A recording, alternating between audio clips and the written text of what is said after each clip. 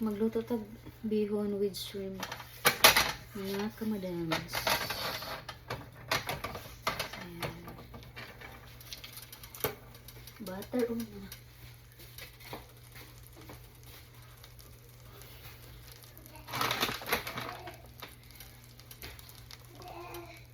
So, ito yung shrimp natin.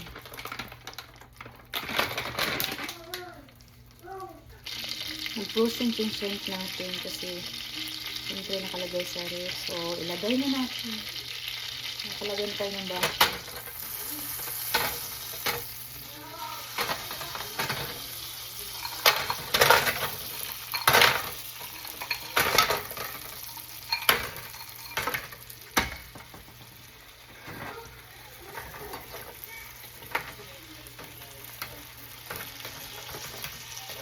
Naka-boiled na talaga yan siya. Naka-sashi na siya. Nilagay nila sa pouch na nakalaga na siya. Then, ngayon, timplahan na natin. Ito yung magamitin sa natin. Beef broth. Tapos, timplahan na natin ng garlic powder. Yan, garlic powder.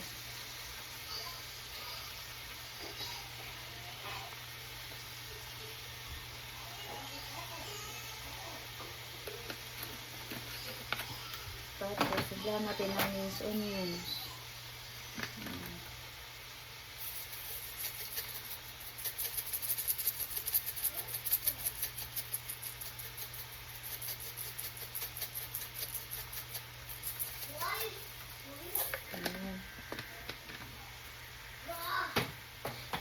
Tapos,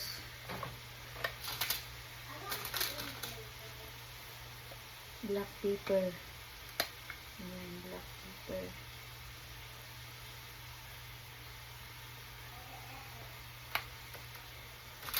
Tapos, last na yung magic syrup palagay natin. Yan ang magic syrup. Lagyan natin ng itong fried chili in oil para maging red yung sauce niya.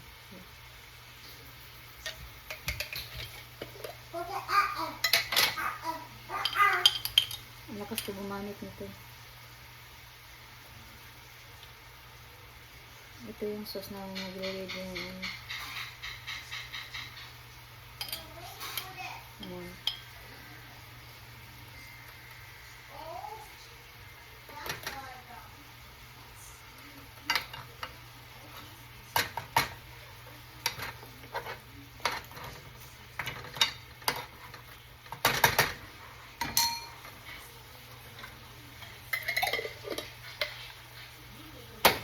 Tapos lagyan natin ng magic syrup.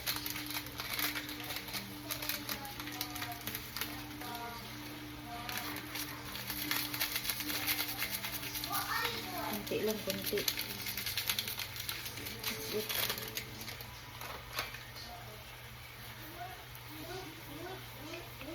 Tapos yung pork ko na hindi ko naubos, may natira, ilagay din natin. Ayan.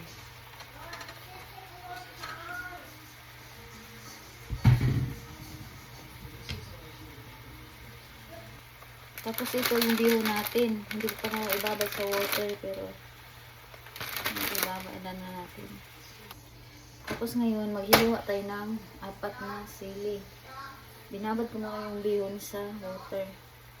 Ito yung 4 na sili natin.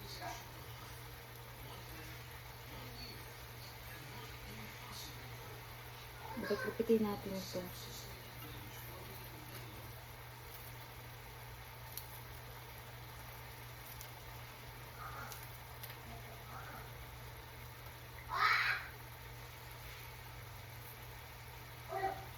Kasi mahilig ako sa spicy. Kaya nilalagyan ko ng sili. Naging 4 nilagay ko.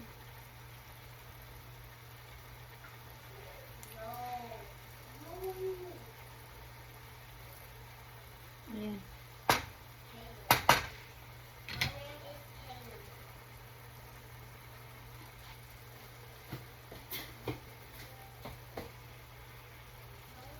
Ngayon, ilagay na natin itong bihon.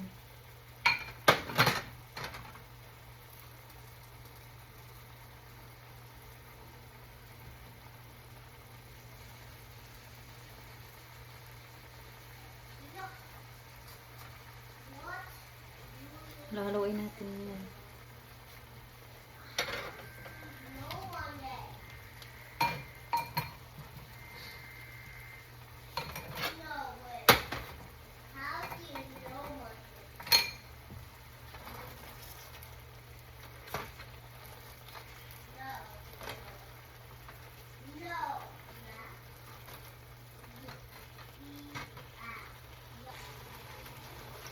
So, ayan nga, hinahalo-halo na natin.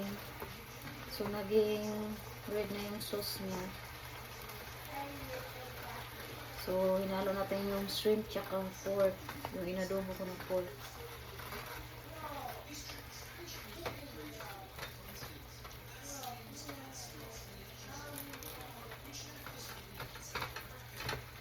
Unti-unti na siyang nag-pork. Tapos ngayon, lagyan natin ng konting beef broth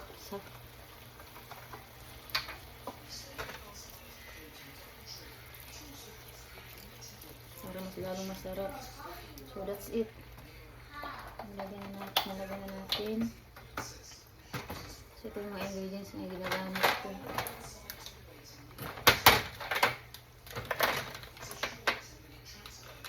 Halo-haloin natin. So, ayan mga kamadams, nahalo ko na siya. Tapos ngayon, maghihiwa ako konting gabids. Lagyan natin ng konting gabids. Kasi masayang yung gabids ko pag hindi ko mailuto yun. So, lagyan natin ng konting gabids para may kulay. Yung buhay. Charot. Yun na, pink na siya. So, cut na natin. Ngayon, nahiwa na natin ang gabids. Ilagay na natin sa ating pansit bihon.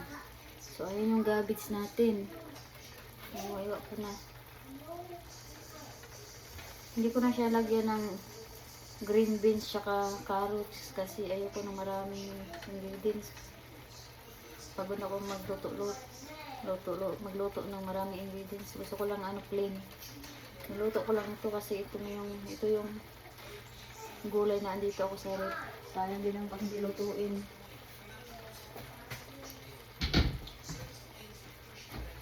So ngayon halo-haloin natin. Mix natin, mix.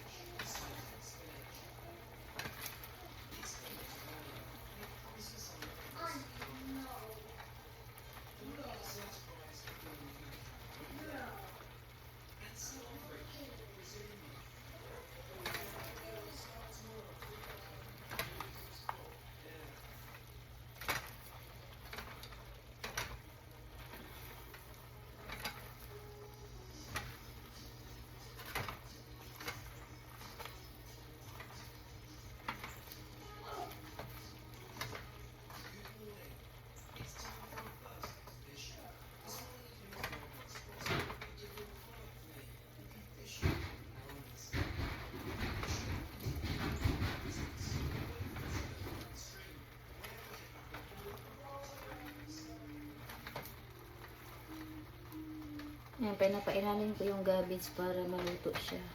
So, ngayon takpan muna natin. Ibabaw mo, ilagay mo natin sa top tong shrimp. Paglagay tayo sa itaas para maganda naman tingnan.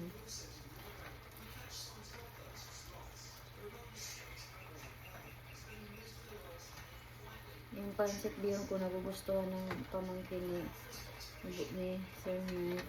Saka yung kaibigan niya na nagustuhan yung pork bihon. Kasi medyo spicy na. So, naglalagay ako ng red chili. Masarap daw yung pimpla. So ngayon, takpan muna natin. So ngayon, magdagdag tayo ng powder garlic. Garlic powder. Tapos magdagdag rin tayo ng minced onions.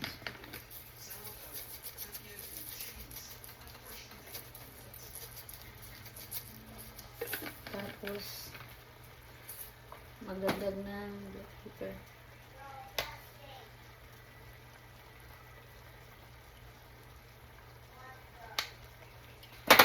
Tapos takpan natin.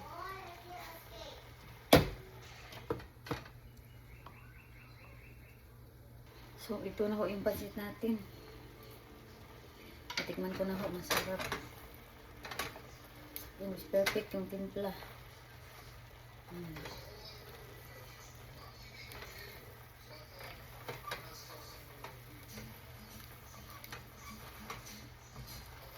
So, wala na ho siyang soy sauce.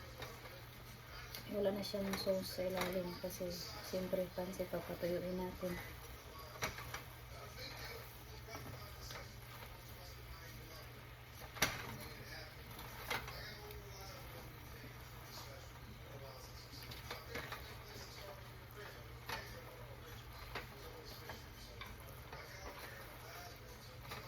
Ayan.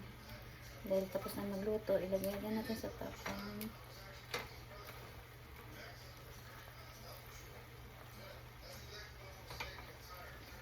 So, ayan. So, delicious. Chicken tayo. Ngayon, chicken tayo ng bihon.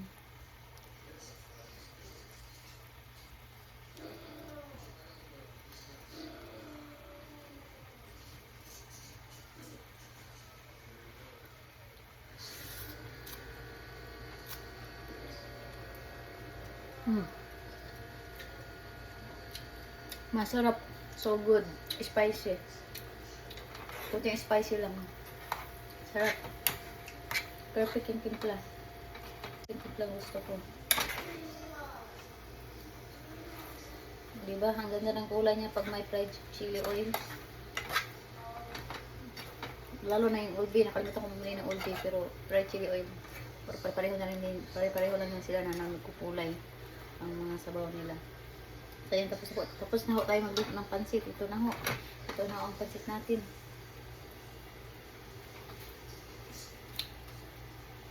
So, ito na ho. Tapos na ako magluto. Luto ng ating pansit. Shrimp, bihon with shrimp and pork. Yung adobo pork ang nilagay ko dyan. Yan, tapos na. Let's eat.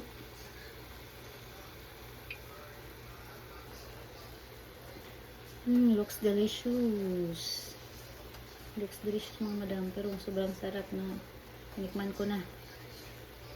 So, let's eat po. Happy Mother's Day to all mother out there. Bye-bye. Thank you for watching.